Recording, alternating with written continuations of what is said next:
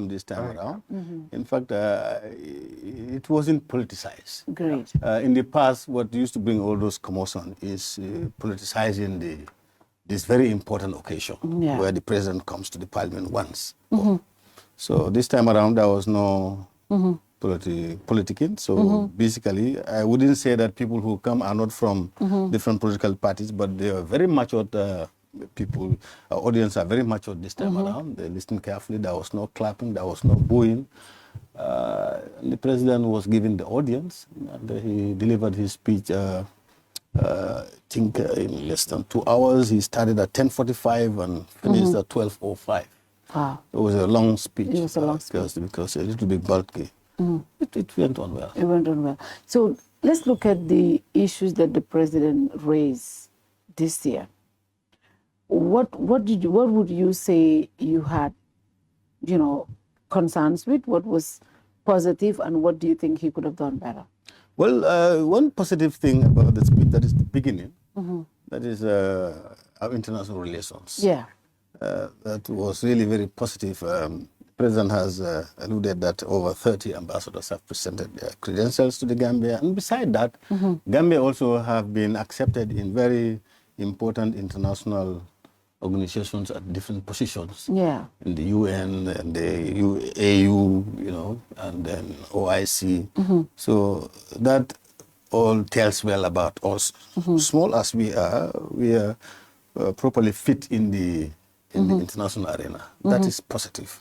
And the other things are national, that is coming back to domestic politics and developments. He has raised certain things. I would have also expected that the president would have addressed the issue of corruption, but he has not. And the issue of patrol on the new OIC High Road is welcome. But then my observation is this is a small stretch. If a police patrol is on the highway, it helps a lot in terms of averting accidents and also crimes, because the presence of police in itself alone is a way of really averting criminal activities. So to have it limited only on the patrol team, only on the OIC, I think that's not enough. I think governments would think of expanding this, although it will go with cost, but development is always expensive. That has to happen if we need to maintain. And the issue of energy was welcomed. He promised that end 2025, 90%. 95. But the interesting thing there, as the president was speaking at the National Assembly, Kurango Tatale, I think over 10 times, because I was checking with my feed, the live stream, it was going on and off, and people were complaining, and I had to check it was the power. Now it was going. How did that? But with all that, he's telling Gambians that 95% of Gambians will have access to electricity. By 20? End of this year. The end of this year. 6 months' time. Okay. So, but then we'll give him the benefit of the doubt and see whether it will happen like that. I have always said this even well before he comes to power. During Jammeh's, when they talk about rural electrification, I always said to myself, if you cannot stabilize the electricity in the urban, how can you do in the rural area? That was during Jammeh's time, Jawara's time, coming to. But the same trend comes on. So he's also assuring us that we will have electricity, 95% of Gambians. And the time is so short, 6 months. In 6 months time. Yeah, it's relying on some helps here and there and some facilities that they are building in Jambu and other areas. Fine. If it happens that way, welcome. But I have my doubts. And the issue of river transportation. Yeah. This government has said nothing about it. And the river transportation died during the latter years of Jawara. And the whole of Jammeh's time, nothing. And the whole of the 7 years of Barrow also. There were times when wharves were built across this country from Basse up to Banjul. And then you have Lady Right, you have Lady Chilal, you have them.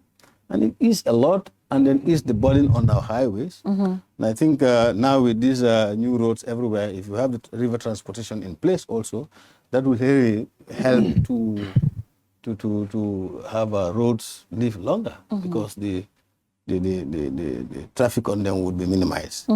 So, but throughout his speeches, SoNA speeches from 2017 to date, they're completely silent about this river transportation. Okay. Why, I don't know. Those are concerns that I have. And he also uploaded that I found that to be very interesting. What is that? He uploaded and acknowledged the remittance that is coming from the diaspora. From the diaspora. $775.6 million US dollars. And it's still these people who are bringing this chunk of money in the country. You deny them to vote. Are denied to be registered, denied to be vote to vote in this country. Yeah. That I found that very difficult to comprehend. Interesting. But I only hope that at one point in our sessions, his members of parliament will think twice to bring back clause 14 and enable, or do whatever we can do to enable the diaspora people vote, because you cannot really, when the whole president acknowledges such a big contribution from a group of people outside this country, really you cannot really just take them out of our political activities, particularly when it comes to elections. There are a lot, because like it's a long speech, and he mentioned of 2 new ferries. Yeah. But I said again, because these promises have been there all the time. But hopefully this time around they will deliver them. They will deliver them. And when you come to local government, he mentioned this policy on land reform. We all know the major issue in this country today that is creating a lot of havoc between people is land. It's land issues. So if we don't have policy around to regulate it, it's just like a timing bomb. Whenever it's going to explode, nobody knows. And the president has mentioned this in his 2023 address. Mentioned it again in 2024 at one point. I think during the 2020 it's in advanced stage. 2024 still. And again, he has mentioned it. Hopefully this time around, this policy will come out. But then these are things that are of concern. Yeah. If we have this policy around, I think that will help us. So, did the president mention anything regarding the shortage of cement that is happening in the country? Because that is the big problem for the past. Because the State of the Nation address is supposed to address issues that are happening at the time, it's right? It's not only current affairs. Current affairs. It's not limited to current affairs, but current affairs should also be included. Yes. Yeah. But did he address that? Because right now, as we speak, that is the major issue in the country. The construction industry is complaining. Everybody is complaining. Was it mentioned? In fact, the address should be about government policies. Yeah. So if we have a burning issue, government should have a policy around that and tell us what their position is. The president's statement is a policy statement. Yeah. He could have at least have a paragraph on it, but then that was completely out.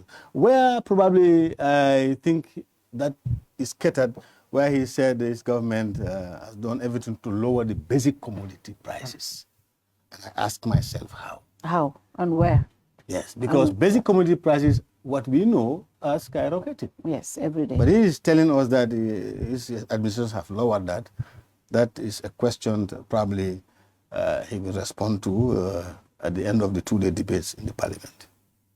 So probably this is that maybe that's where the cement issue is embedded, but it has not stand alone. It hasn't come as a standalone thing. He hasn't mentioned about it completely.